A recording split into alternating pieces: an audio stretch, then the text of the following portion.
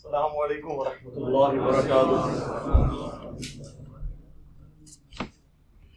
لا حول ولا قوة الا باللہ، حسبنا اللہ ونعم الوکیل، یا حی یا قیوم برحمتک استغیث، لا الہ الا انت سبحانک انی کنت من الظالمین۔ اللہم صلی علی محمد وعلی آل محمد۔ علی بھائی ڈیٹیل سے جواب دیں۔ اچھا جی، کیا جی نماز میں ٹخنے ننگے رکھنا ضروری ہے؟ اگر کوئی صرف نماز کے دوران پینٹ فولڈ کرے یا شلوار کو اوپر کرے تو کیا ٹھیک ہے؟ اور اگر نماز کے دوران پینٹ فولڈ کرنا منع ہے، کیا یہ شدت پسندی ہے؟ دیکھیں، یہ جو ٹخنے ننگے کرنے کا مسئلہ ہے نا، ایٹ لیسٹ اہل سنت کے ہاں تو یہ متفقہ مسئلہ ہے کہ مرد کے لیے ٹخنے ننگے رکھنا سنت ہے۔ بخاری اور مسلم دونوں میں حدیث ہے کہ اللہ کے نبی صلی اللہ علیہ وآلہ وسلم نے فرمایا کہ جس کا کپڑا مرد کا ٹخنوں سے نیچے ہو تکبر کے طور پر تو وہ آگ میں ہے۔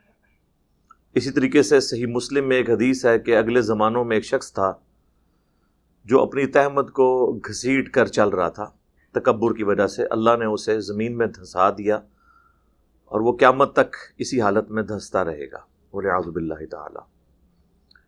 ایک اور حدیث ہے صحیح مسلم میں جس میں تکبر کے طور پر آزار بند کو، تہمت کو، شلوار کو یا پینٹ کو جو ٹخنوں سے نیچے لوگ رکھتے ہیں ان کے بارے میں وعید ہے کہ قیامت والے دن اللہ تعالیٰ ان کی طرف نظر رحمت نہیں فرمائے گا، والعیاذ باللہ تعالی، نہ ان سے کلام کرے گا۔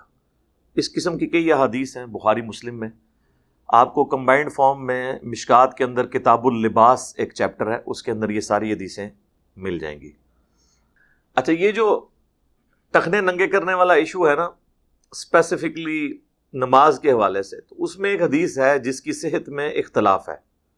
سنن ابی داؤد میں حدیث ہے، مسند امام احمد میں ہے، اور کئی ایک کتابوں میں وہ حدیث موجود ہے، اور میرے علم کی حد تک صرف شیخ البانی نے اس کے صحت کے اوپر کلام کیا ہے۔ باقی تو ہمارے جتنے محدثین ہیں دور حاضر میں، شیخ زبیر علی زئی رحمہ اللہ تعالی، یا قدیم جو ہمارے علماء ہیں، امام حاکم، امام ذہبی، امام نووی، یہ سارے بڑے بڑے ائمہ اس حدیث کو صحیح مانتے ہیں کہ ایک شخص اس حال میں نماز پڑھنے کے لیے آیا کہ وضو کرنے کے بعد جب وہ نماز کے لیے آنے لگا تو اس کی تہمت ٹخنوں سے نیچے تھی، تو اللہ کے محبوب صلی اللہ علیہ وآلہ وسلم نے فرمایا کہ وضو دوبارہ کر کے آؤ، اور پھر ساتھ فرمایا کہ جس کا تہمت یا آزار ٹخنوں سے نیچے ہو اللہ تعالیٰ اس کی نماز قبول نہیں کرتا۔ یہ الفاظ ہیں۔ اب یہ بڑی سخت وعید ہے۔ اس میں جو زیادہ شدت سے اس حدیث سے رزلٹ نکالتے ہیں وہ تو یہ کہتے ہیں کہ ایسے شخص کا وضو بھی ٹوٹ جائے گا، لیکن یہ موقف جو ہے وہ شاذ ہے، یعنی اکا دکا لوگوں کا ہے، یہ کوئی ایگریڈ اپان موقف نہیں ہے۔ باقی لوگ کہتے ہیں کہ وضو توڑنے والی چیزوں میں یہ نہیں آتی، بلکہ یہ نبی صلی اللہ علیہ وآلہ وسلم نے تنبیہ کے طور پر، جیسے ہم کسی کو جب کوئی تھوڑی بہت سزا دینی ہو تو اٹھک بیٹھک کرواتے ہیں، اس لیے اس کا وضو دوبارہ کروایا۔ اور وہ کہتے ہیں کہ اگر یہ وضو ٹوٹتا ہوتا تو نبی علیہ السلام فرماتے کہ جس کا کپڑا ٹخنوں سے نیچے ہو اس کا وضو نہیں رہتا۔ آپ نے فرمایا کہ اس کی نماز نہیں ہوتی، تو اس کو نماز کی حد تک ہی رہنے دیں۔ وضو دوبارہ جو شخص کرے وہ بہتر ہے، اسے کروایا جائے تاکہ اسے اس کی سختی فیل ہو۔ نماز کے حوالے سے دیوبند بھی اور بریلوی بھی دونوں اس چیز کے قائل ہیں کہ ٹخنے ننگے ہونے چاہیے، سنت ہے۔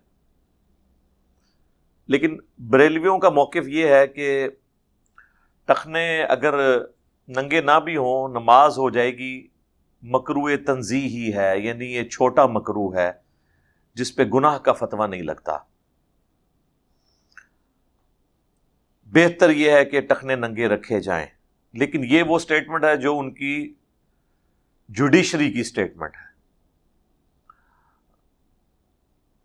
پبلک کو جو انہوں نے کہانی کرائی ہوئی ہے نا، وہ یہ ہے کہ یہ ٹخنے ننگے رکھنا یہ وہابیوں کا طریقہ ہے، دیوبندیوں کا طریقہ ہے، بریلویوں نے یعنی یہ پٹی پڑھا دی۔ دیوبندی اور اہل حدیث دونوں کو کمبائنڈ طور پہ یہ وہابی کہتے ہیں، لیکن کتابوں میں یہی ہے کہ ٹخنے ننگے ہوں۔ خود الیاس قادری صاحب، یہ جو سبز پگڑی والی جماعت جو اب رنگ برنگی پگڑیوں میں کنورٹ ہو چکی ہے، ان کے جتنے ممبرز ہیں ان کو تاکید ہے کہ وہ ٹخنے ننگے رکھیں۔ میں خود بھی اس جماعت میں رہا ہوں، تو ہم لوگ اس زمانے میں بھی ٹخنے ننگے رکھتے تھے، لیکن عموماً جو بریلوی ہیں وہ ٹخنے ننگے نہیں رکھتے۔ کئی تو علماء بھی اسی حالت میں نماز پڑھا دیتے ہیں، اور وہ کہتے ہیں کہ جی افضلیت غیر افضلیت کا مسئلہ ہے۔ پھر ایک اور کہانی یہ بھی ان کو کرائی گئی ہے جو کسی حد تک درست تھی، لیکن اس کو امپلیمنٹ انہوں نے غلط کیا۔ صحیح بخاری میں حدیث ہے، مسلم میں بھی ہے، کہ نبی علیہ السلام نے نمازی کو کپڑے اور بال سمیٹنے سے منع کیا ہے کہ کوئی بالوں کا جوڑا کر کے نماز نہیں پڑھ سکتا۔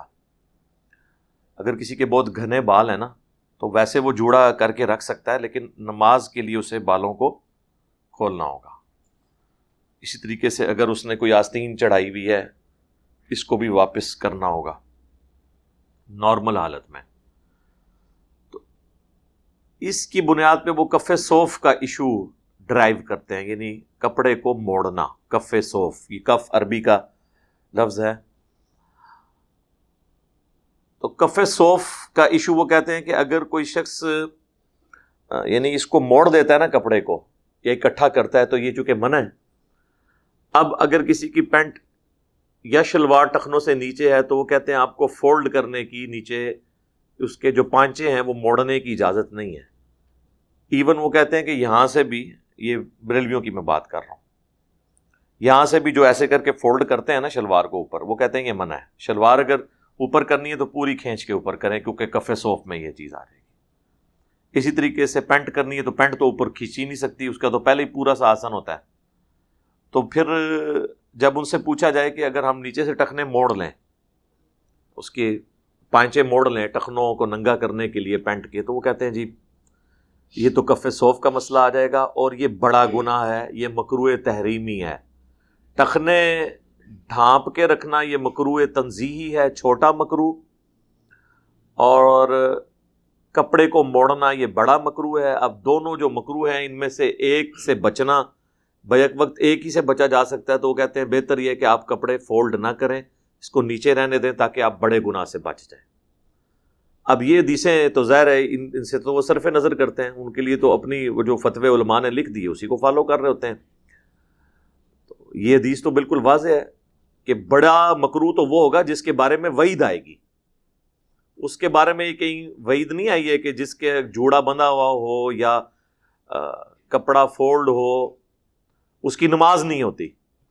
صرف نبی علیہ السلام نے اس سے منع فرمایا، یعنی وہ آپ زیادہ ہی کہہ سکتے ہیں گناہ ہے یا ناپسندیدہ ہے۔ اب اس کیس میں تو اب آپ یہ نہیں کہیں گے، یہاں تو واضح ہے کہ نماز ہی نہیں ہوگی، لہٰذا انٹینسٹی اسی کی زیادہ ہے۔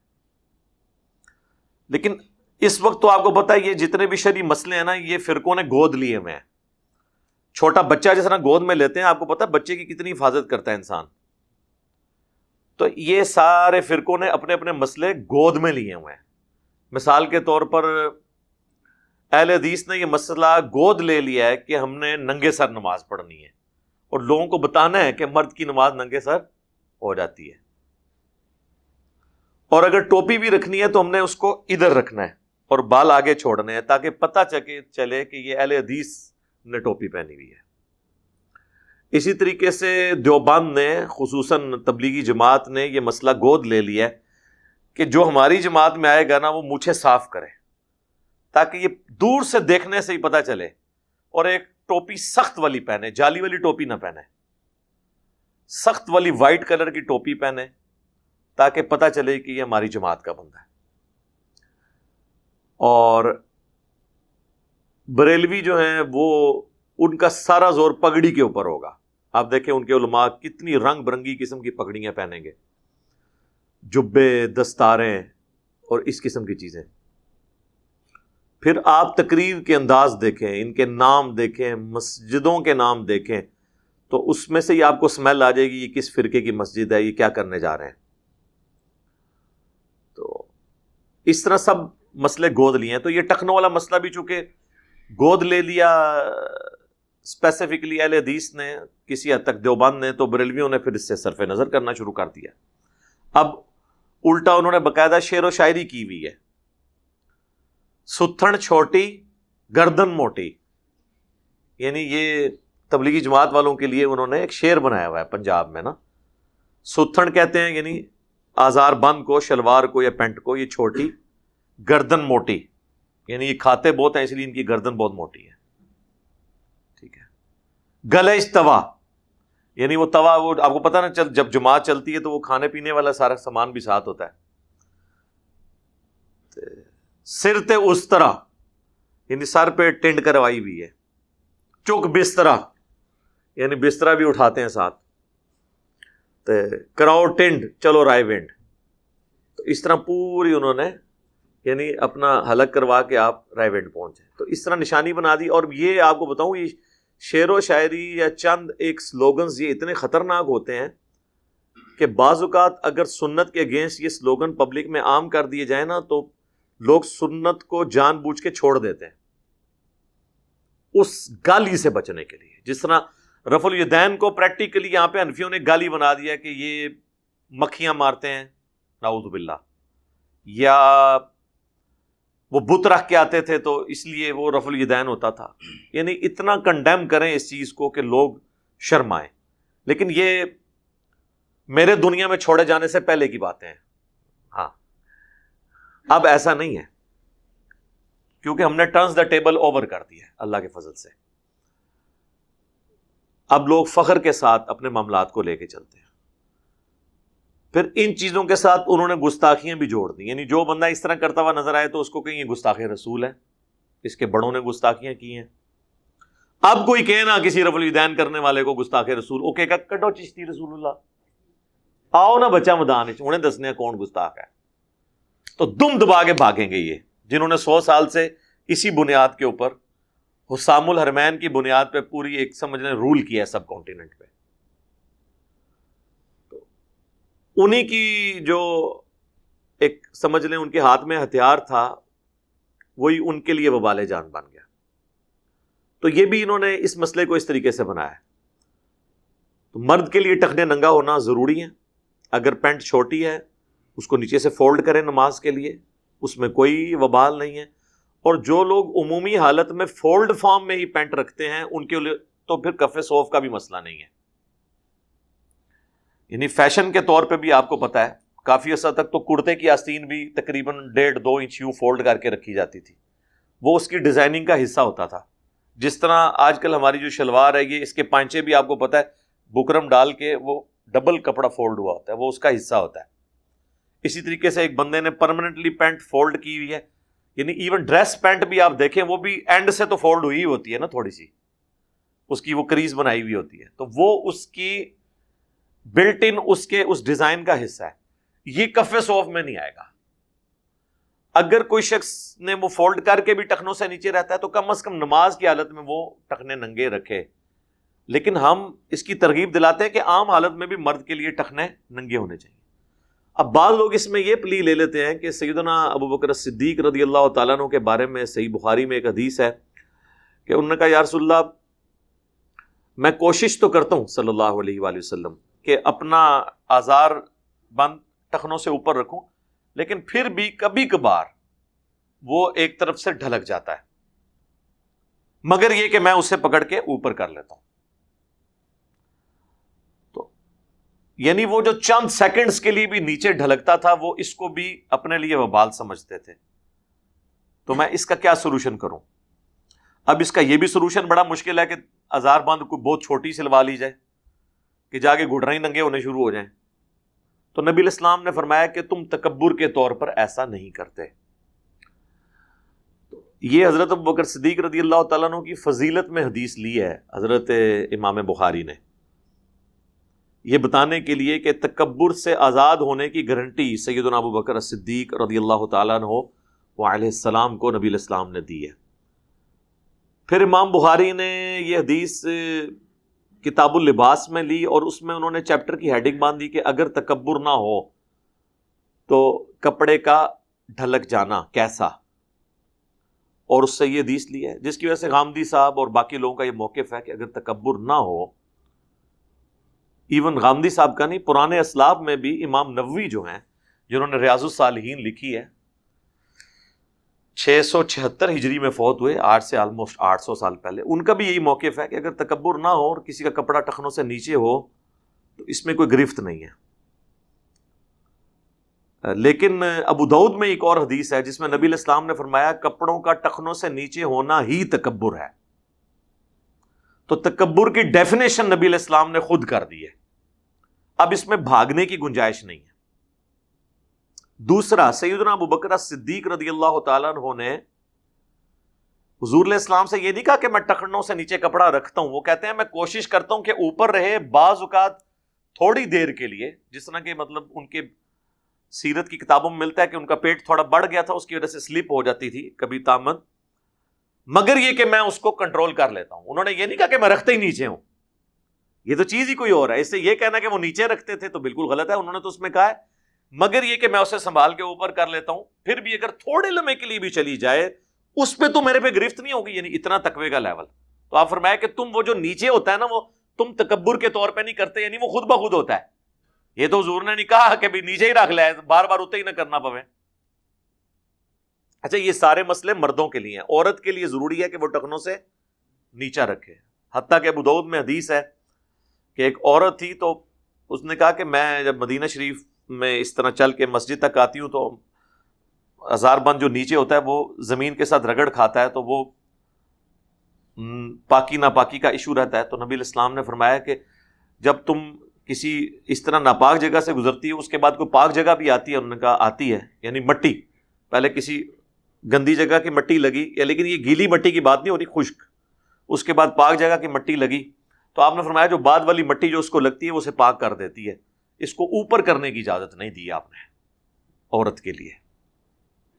ٹھیک ہے، باقی ایک ضعیف روایت ہے کہ جس میں کہ اگر کسی کے پاؤں ننگے ہوں اس عورت کی نماز نہیں ہوتی، وہ روایت بھی ضعیف ہے، ابو داؤد کے اندر وہ موجود ہے، مشکات میں بھی موجود ہے، وہ صحیح روایت نہیں ہے، کیونکہ بعض اوقات عرب کی جو عورتیں ہیں وہ مسجد نبوی میں، بیت اللہ شریف میں جو ڈیوٹی پہ مامور ہیں، تو وہ پاؤں بھی ڈھمپوا رہی ہوتی ہیں نماز کے دوران۔ پاؤں پورا ڈھانپنا عورت کے لیے ضروری نہیں ہے، ٹخنے ننگے نہیں ہونے چاہیے، لیکن وہ عرب کے لوگ ذرا سختی کرتے ہیں، وہ کہتے ہیں جی پاؤں بھی عورت کا نظر نہ آئے۔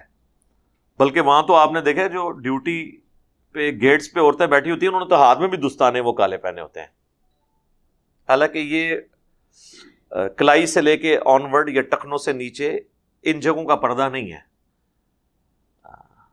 شریعت کے اندر، یہ ایگریڈ اپون مسئلہ ہے، بعض لوگ غلوب بھی کرتے ہیں۔ تو سیدنا ابو بکر صدیق رضی اللہ تعالیٰ عنہ کی اس بات سے آپ پلی نہیں لے سکتے، کیونکہ ابو داؤد میں واضح حدیث ہے ٹخنوں سے کپڑا نیچے کرنا ہی تکبر ہے۔ یہ تکبر کیوں ہے؟ اگلے زمانوں کے اندر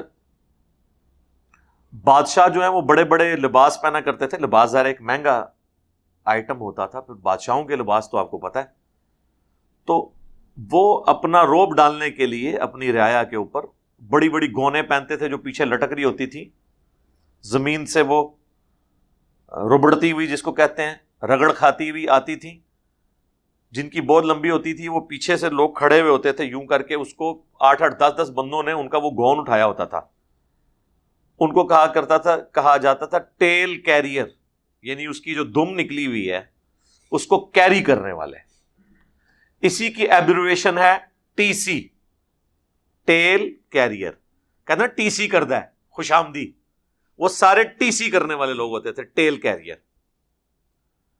تو یہ چونکہ ایک تکبر کی علامت رہی ہے، آج کے دور میں شاید یہ obsolete ہو چکی بھی ہے، لیکن حکم اس کا اب بھی باقی ہے، کیونکہ نبی علیہ السلام نے کہہ دیا کہ یہ ہے ہی تکبر ہے، لہذا اس سے آپ نے بچنا ہے۔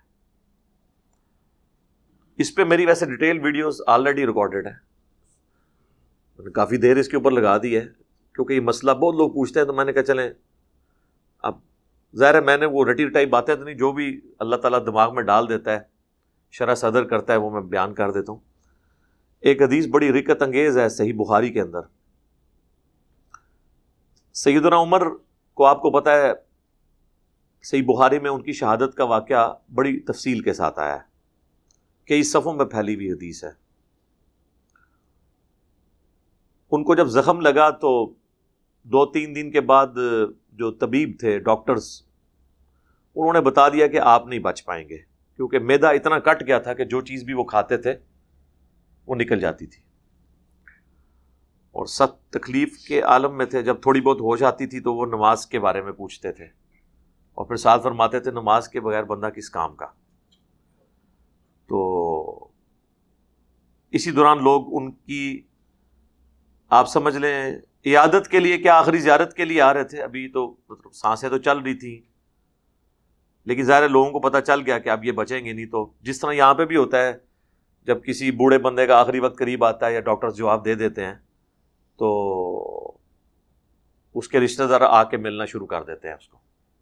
تو لوگ آ کے ملتے تھے، ان کی پاس کھڑے ہو کے ان کی تعریف بیان کرتے تھے۔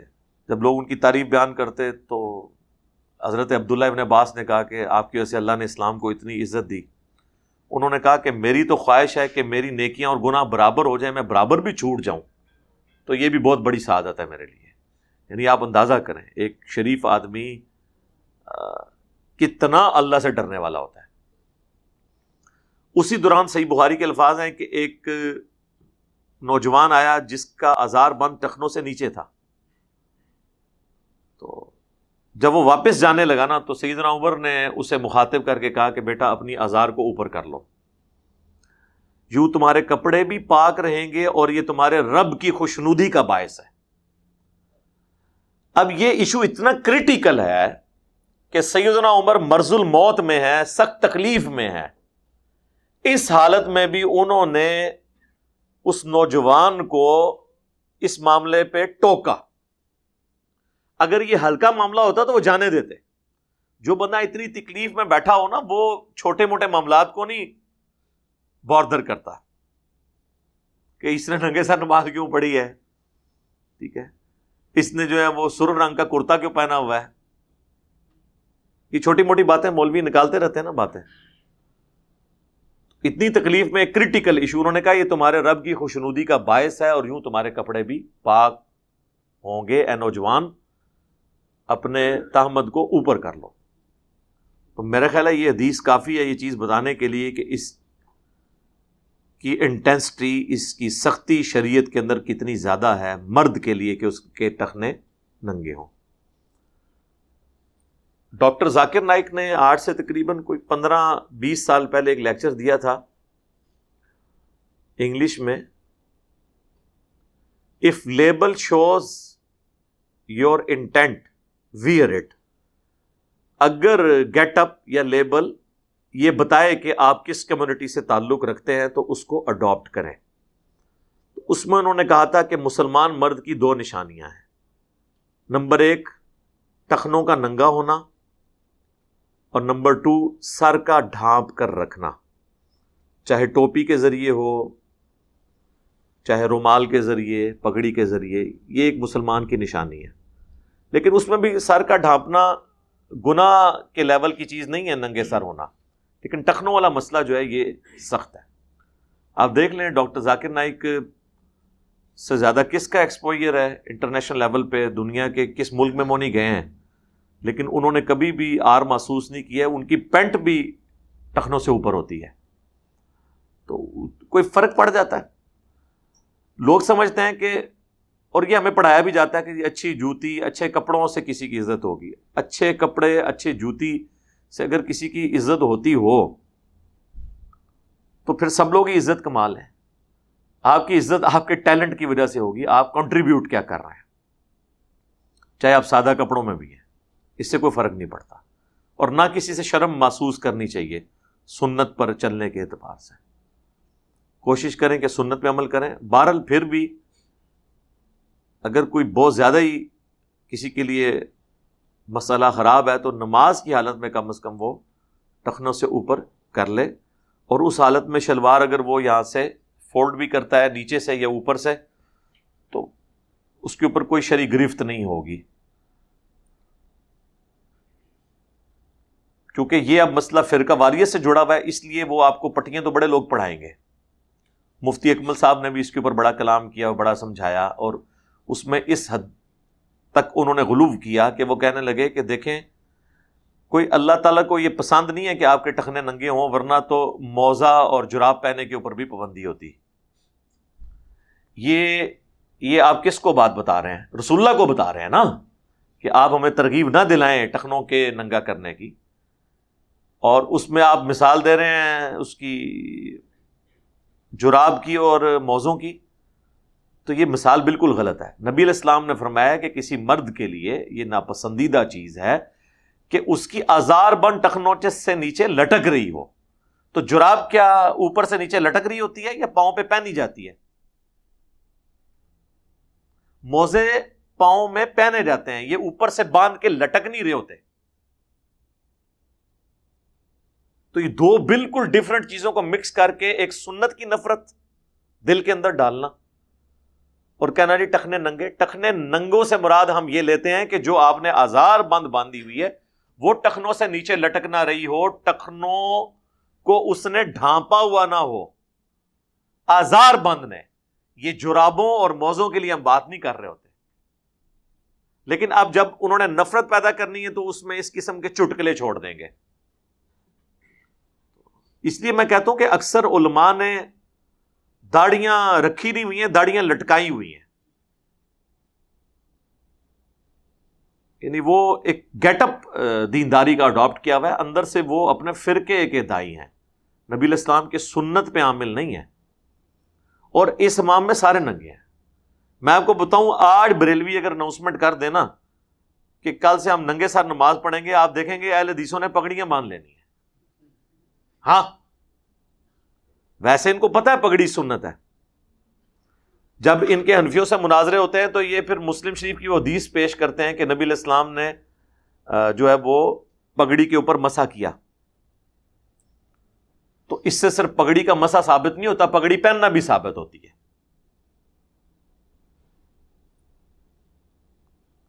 لیکن وہ میں ایک پاکستان لیول کے اہل حدیث عالم ہیں، مناظر ہیں، ان کو میں سن رہا تھا، وہ اپنی پبلک کو تقریر کرتے ہوئے کہتے ہیں ویکھو نا میں اگر ان پگڑی بننی ہوتی تو سن کہنا جی کو بریلوی آ گیا، ٹھیک ہے۔ یعنی وہ ان کو بتانا چاہ رہے تھے ایک نٹوریس چیز کے طور پہ کہ بھئی اپنی جو شناخت ہے نا، لال رومال یا جو آپ لوگوں کا گیٹ اپ ہے اس کو رکھا کریں، ورنہ دیکھیں اگر میں پگڑی باندھ کے آتا تو آپ نے مجھے گھسنے نہیں دینا تھا۔ تو یہ میسج دے رہے تھے پگڑی والا کوئی ہماری مسجد میں نہ گھسے، یہی رزلٹ اس میں سے نکلے گا نا۔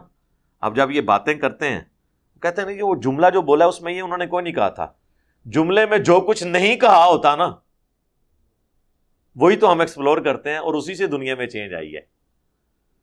وہ نہ کہنے میں نا قیامت مضمر ہوتی ہے، باتیں اشارتاً کی جاتی ہیں لیکن اس کے اندر سے جو چیز نکل رہی ہوتی ہے نا وہ بہت گہری ہوتی ہے۔ اور میں اکثر جب بھی کوئی حدیث واقعات بیان کرتا ہوں تو وہی پوائنٹ بیچ میں سے اجاگر کرتا ہوں تاکہ آپ لوگوں کے دماغ کھلیں اور آپ کو سمجھ آئے کہ کس لیول کا آپ کے ساتھ فراڈ کیا گیا۔ اللہم انی اسألک بانک انت اللہ لا الہ الا انت الاحد الصمد الذی لم یلد ولم یولد ولم یکن لہ کفوا احد وإلہکم الہ واحد لا الہ الا هو الرحمن الرحیم الف لام میم اللہ لا الہ الا هو الحی القیوم اللہم صلی علی محمد وعلی آل محمد ربنا آتنا فی الدنیا حسنہ وفی الآخرۃ حسنہ وقنا عذاب النار ربنا آتنا من لدنک رحمہ وہیئ لنا من امرنا رشدا لا الہ الا انت سبحانک انی کنت من الظالمین ربنا هب لنا من ازواجنا وذرياتنا قرة اعین وجعلنا للمتقین اماما اللهم اغفر لحینا ومیتنا وشاہدنا وغائبنا وصغیرنا وکبیرنا وذکرنا وانثانا اللہم من احییتہ منا فاحیہ علی الاسلام ومن توفیتہ منا فتوفہ علی الایمان۔ اے اللہ، ہمارے ماں باپ کی، ہمارے بیوی بچوں کی، پوری امت کی تمام دینی، دنیاوی، جسمانی، روحانی، ظاہری، باطنی پریشانیاں، تکلیف، مصیبتیں، دکھ، بیماریاں، دشواریاں دور فرما۔ اے اللہ، ہمارے ملک پاکستان کی خیر فرما، پورے عالم اسلام کی خیر فرما، اندرونی اور بیرونی خطرات سے محفوظ فرما۔ اے اللہ، پاکستان میں، انڈیا میں، افغانستان میں، فلسطین میں، کشمیر میں، چائنا میں، عراق میں، شام میں، جہاں جہاں مسلمان پس رہے ہیں، اے اللہ مشکل زندگی گزار رہے ہیں، اے اللہ غیب سے ان کی مدد فرما۔ حاضرین کے دلوں میں جو جو نیک اور جائز دعائیں ہیں قبول فرما۔ حاضرین کے جو بھی چھوٹے بڑے رشتہ دار فوت ہو چکے، اے اللہ ان کی مغفرت فرما۔ اے اللہ، ہمارے ماں باپ کی اور پوری امت کی، ہمارے بیوی بچوں کی تمام دلی جائز دعاؤں کو اپنی بارگاہ میں قبول و منظور فرما۔ اے اللہ، جن جن بھلائیوں کا سوال تیرے محبوب علیہ السلام نے کیا، ہم تمام مسلمانوں کے حق میں ان چیزوں کو قبول و منظور فرما، اور جن جن چیزوں کے شر سے تیرے محبوب علیہ السلام نے تیری پناہ طلب کی، ہم تمام مسلمانوں کو ان چیزوں کے شر سے اپنی پناہ عطا فرما۔